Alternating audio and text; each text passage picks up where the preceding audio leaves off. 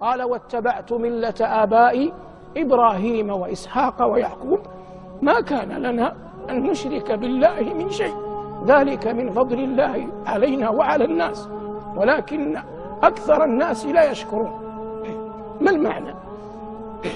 المعنى أن أنبياء الله عليهم السلام ما كان لهم شرعا ولا قدرا أن يشركوا مع الله جل وعلا أحدا غيره، إذ أن الشرك أعظم الذنوب وهو لا يتصور من أحد المسلمين إذ لا يسمى به مسلم، فكيف يأتيه ويسلكه أنبياء الله؟ هذا لا يعقل، لا يمكن أن يكتبه الله، ينافي مقام النبوة من أصلها.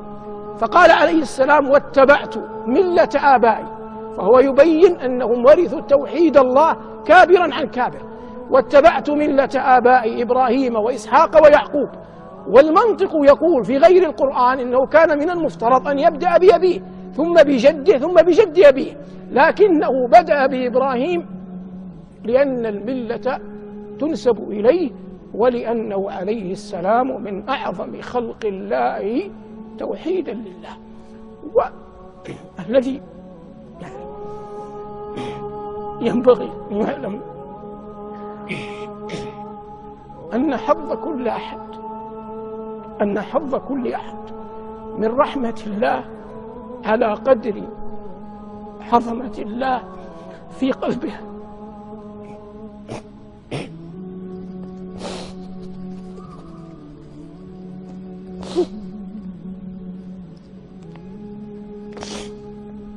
فالخليل عليه السلام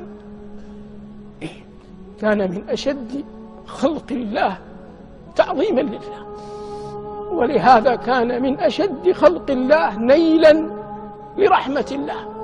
نحن في صلاتنا الآن وإبراهيم له أكثر من 4000 عام متوفى، نقول كما صليت على إبراهيم وعلى آل إبراهيم، نذكر عظم الله